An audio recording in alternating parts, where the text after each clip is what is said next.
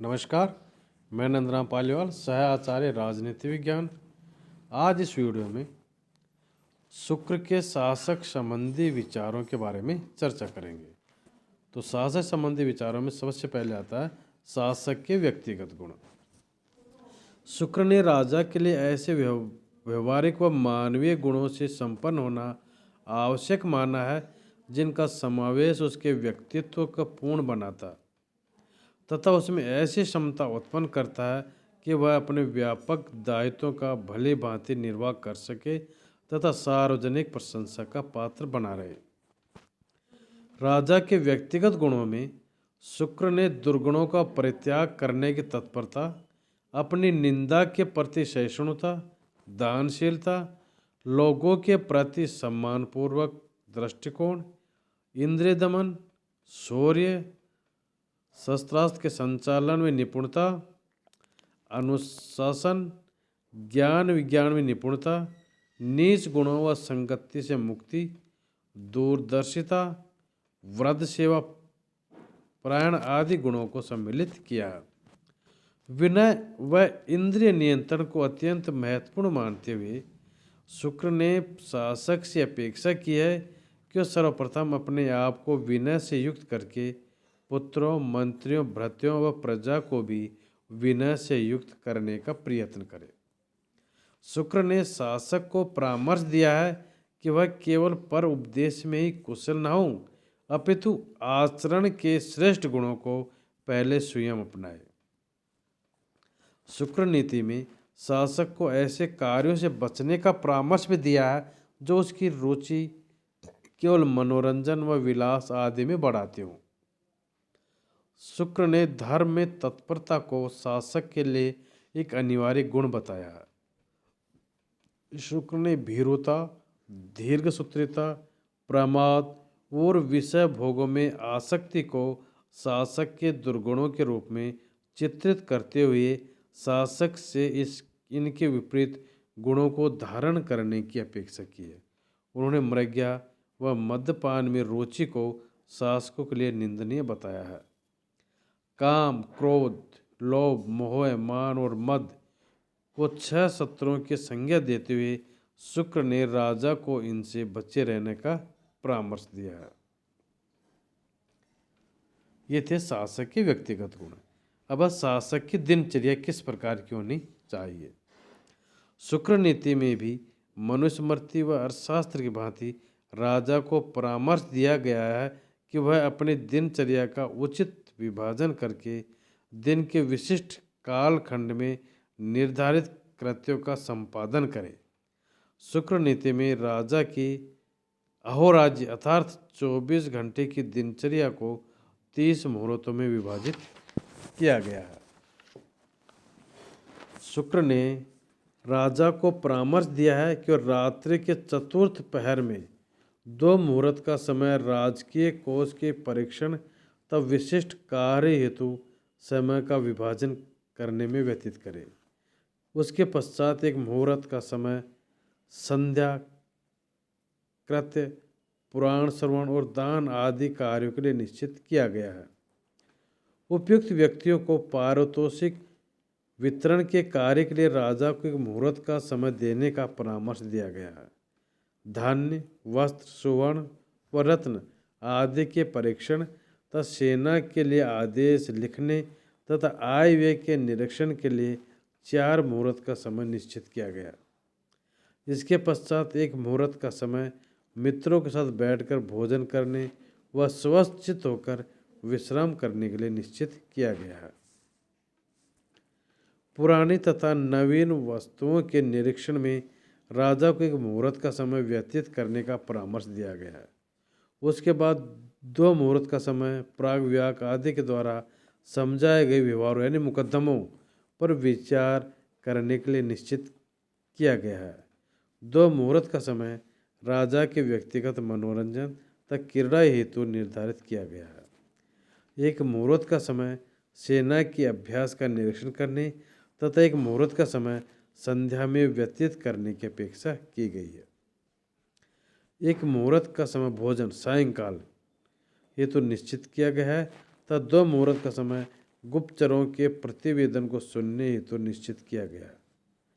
8 मुहूर्त का समय राजा के विश्राम व शयन हेतु तो निश्चित किया गया।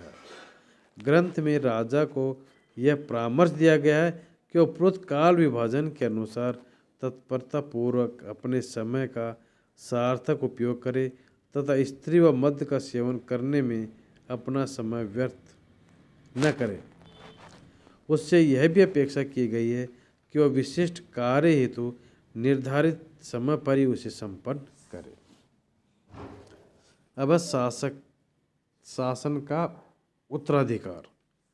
शुक्र ने शासन के उत्तराधिकार के प्रश्न का विस्तार से विवेचन किया। शुक्र ने प्रतिपादित किया है कि शासन का उत्तराधिकारी राजकुल से ही लिया जाना चाहिए, किंतु उनका मत है कि राजा के ज्येष्ठ पुत्र को स्वतः शासन का उत्तराधिकारी नहीं मान लिया जाना चाहिए। शुक्र ने राजा से यह अपेक्षा की है कि उत्तराधिकार जैसे महत्वपूर्ण प्रश्न पर निर्णय व्यापक विचार विमर्श के उपरांत ही करे। शुक्र नीति में राजा के जीवित रहते हुए ही उत्तराधिकार के प्रश्न को निश्चित कर दिए जाने पर बल दिया गया। ग्रंथ में कहा गया है कि अनेक व्यक्तियों की अपेक्षा एक ही व्यक्ति को उत्तराधिकारी मनोनीत करना चाहिए तथा शासन के उत्तराधिकारी को समय रहते निश्चित कर दिया जाना चाहिए। शुक्र ने शासन के उत्तराधिकारी के लिए पात्र व्यक्तियों की एक वरीयता क्रम के अनुसार उल्लेख किया, जिसमें पहले नंबर पर है धर्म पत्नी से उत्पन्न औरस पुत्र, दूसरा छोटा भाई, नंबर 3 पर चाचा, नंबर 4 पर छोटे भाई अथवा बड़े भाई का पुत्र, नंबर 5 पर पुत्रिकर्त अर्थात जिसको पुत्र के समान मान लिया हो, और छठे नंबर पर दत्तक पुत्र। उपरोक्त वरीयता क्रम में किसी व्यक्ति के उपलब्ध न होने या योग्य या वह उपयुक्त न होने की स्थिति में क्रमशः पुत्री के पुत्र अथवा बहन के पुत्र को भी उत्तराधिकारी बनाया जा सकता है। अब बस शुक्र के अनुसार शासन पर नियंत्रण किस प्रकार रखा जाना चाहिए। शासक पर नियंत्रण। शुक्र नीति में शासक को व्यापक शक्तियां प्रदान की गई हैं, किंतु शासक की निरंकुश व अमर्यादित शक्तियों का समर्थन नहीं किया गया है। शुक्र ने शासक से शक्तियों का प्रयोग विधि व धर्म के अनुरूप करने की अपेक्षा की है। शुक्र ने राजा पर 4 प्रकार के नियंत्रणों की व्याख्या की है। पहला, नीति और धर्म का नैतिक नियंत्रण। दूसरा, शासकीय अभिकरणों से मंत्रणा और परामर्श। नंबर 3 है शासकीय शक्ति के दुरुपयोग पर नष्ट हो जाने अथवा राज्यच्युत हो जाने का भय। और नंबर 4 है जनता व जनमत का नियंत्रण। तो पहला है नीति व धर्म का नैतिक नियंत्रण। शुक्र नीति में राजा से नीति का पालन करने की अपेक्षा की गई है तथा उसके स्वतंत्र व्यवहार का निषेध किया गया है। नीति विरुद्ध आचरण का निषेध करते हुए ग्रंथ में कहा गया है कि शासक के ऐसे आचरण से उसके राष्ट्र, सेना, मंत्री आदि में परस्पर भेद उत्पन्न हो जाता है। इस स्थिति को ग्रंथ में राज्य की मूर्खता का प्रतीक माना गया।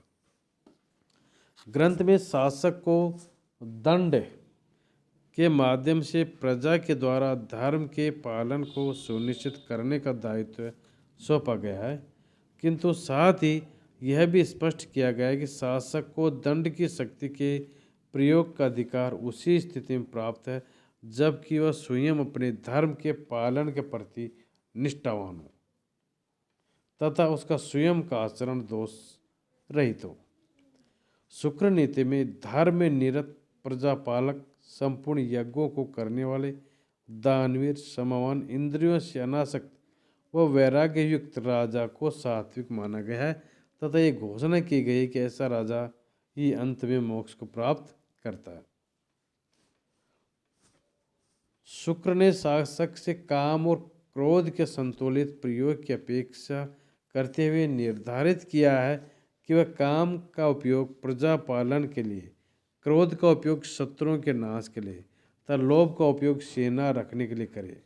उन्होंने राजा को स्पष्ट निर्देश दिया है कि वह काम, क्रोध और लोभ का उपयोग क्रमशः पर स्त्री का संग करने के लिए, प्रजा को दंड देने के लिए तथा किसी अन्य के धन को प्राप्त करने के लिए नहीं करे।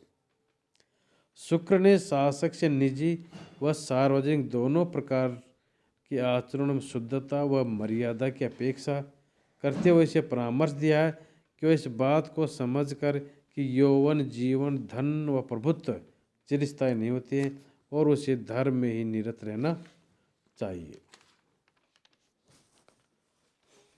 दूसरा, शासकीय अभिकरणों से मंत्रणा व परामर्श।